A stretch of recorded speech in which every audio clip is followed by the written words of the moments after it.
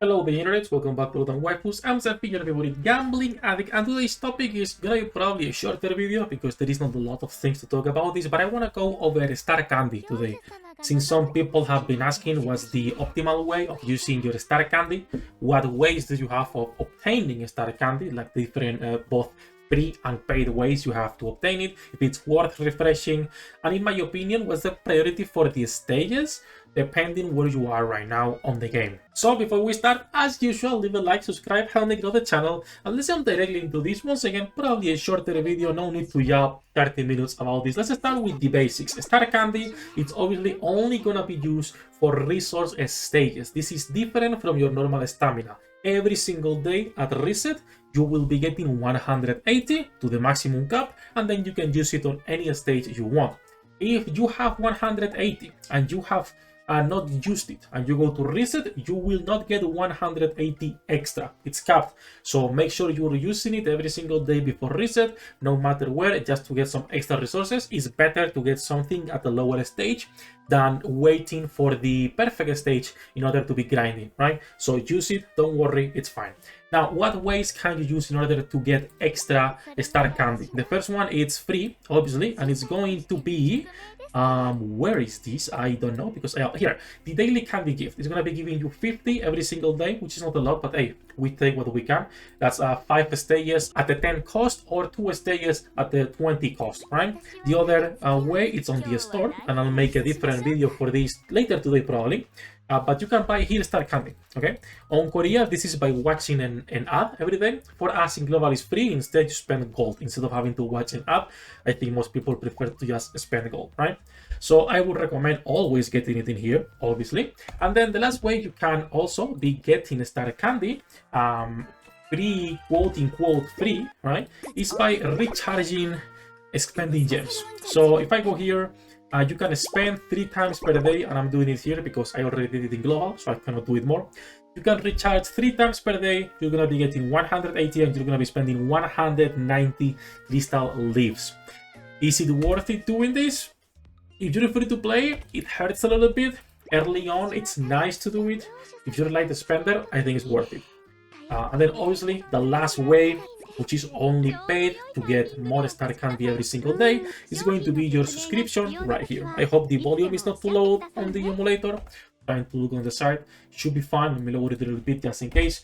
The last way, obviously, is going to be here on the daily Star Candy offering. This is going to be giving you 50 every single day, and then instantly 100 when you buy it. And on the last day, I believe, yeah, also 100. So 50 per day, instant 100, and on the last day, another 100. This is 1700 Star Candy.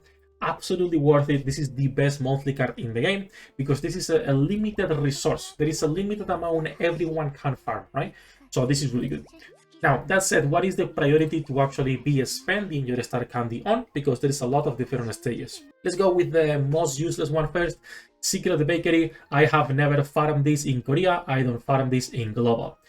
The game should give you enough that you can level up a lot of the characters you like, if not most characters. Unless you are leveling up every single character in your account, and even then, you should have enough as a free-to-play player that you don't need to farm. Now, there might be the cases where you don't have enough. In that case, you can go farm. But as a general rule of thumb, this one, you can skip almost every day. Not only that, but when we reach endgame, you don't even use those macarons. You will use a different type of macaron in order to level up your characters. If I switch to the Korean server here, when I'm leveling up characters past level 100, what I'm using is a different type of currency, which is these macarons right here, which are different. As you can see, it's a new type of macaron. I've never had problems. I don't buy these. So based on my experience, it's not really worth to spend your Star Candy in there. The second one that is useless, and I know some people will disagree, is the Clone Factory. The Clone Factory allows you to farm characters. You can actually go and farm characters in here, which is nice. Outside of doing the first one for the mission on the beginner event, I don't think it's necessary because you can farm characters here, but it's pure RNG. You can get shards, but you cannot target. If I go and I farm here, there is 6 characters that I can get shards for. So you need to be getting 20 shards to unlock a character, 25 shards if you wish to go to 4-star, and 50 shards if you want to be going to 5 stars. It's a waste of a Star Candy to just be going into 1 in 6 every single day, while you only have 8 attempts a day. So, in my opinion, not worth it. If you want to be farming characters over time, you will be able to get your favorite characters to 5 stars thanks to the certificate system. It will take more time for a free-to-play, and it's fine, but again, I'm a free-to-play in Korea because I cannot spend, and you've seen my account, plenty of 5 stars, plenty of 4 stars. I can go ticket new ones if I like, there is no problem, okay? So once again, in my opinion, both the food and the clone factory are the ones you can completely ignore. The secret bakery, if you are in need, go get some, but it's not needed. Now, what about sugar free, get your crayons, and gold thief attack? Those are the 3 mains where you are going to be using your star candy. Gold thief attack is situational. You will be farming this when you need gold. Right now, we are going to be starved for gold for a lot of things. The gear is going to cost money, leveling up the skills, leveling up the stars. If you are doing your crayon boards, everything costs gold. We are going to be starved. Only do it when you need that gold, right? If you don't need gold, do not be farming there. If you do not need gold right now, you are not doing any crayon boards today or whatever, the best one to farm early on is going to be sugar free. Sugar free is the best one to farm early on because even stage 5, which is the one I've been grinding. As you can see, I haven't pushed more. I should, but I'm a bit lazy. It's enough that you will be able to get your characters up, or at least get their main skills up to level 7. And again, this is for all of your characters. You want to be taking them to at least level 7 on your main team. There's going to be some skills you forget, or some skills you don't have enough resources, like my Bibi here, 667. Or my Komi, because I started doing her now, just like a 4-5-4. But this is the best one early on because you are guaranteed an upgrade. It's a guaranteed upgrade for your character using star candy. If you are farming shards, it's not a guaranteed upgrade. If you are farming food, it's not a guaranteed upgrade to your combat power. Gold will be used for other resources.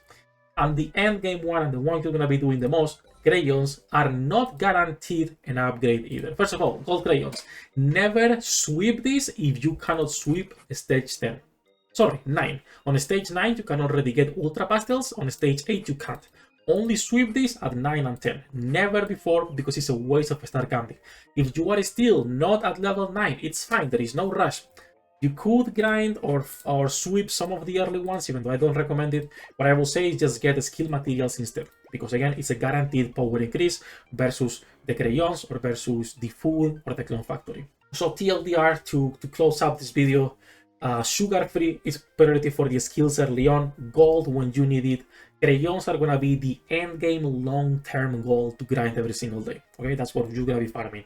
Clone factory and bakery, in my opinion, are easy skips. Also, in order to guarantee some gold crayons, always save your thumb up coins for ultra pastels right here for 60. If you're a light spender, you can get some candy. I will say never get the star candy here, because getting star candy to farm crayons, it's stupid when you can just directly buy them, right? Because if you buy 600, you are not guaranteed a single gold crayon, while you can just buy 2 directly, right? So either get some candy early on to push campaign if you wish as a light spender, but for free to plays, in my opinion, save only for the ultra pastels. But that's it for this video. I don't want to be making it any longer. Those are the ways you can get the star candy, and that is the priority that I would give to new players right now. All that jumping aside, we are live every single day. Link in the description down below. Good luck with your pool dinner, and I'll see you in the next one.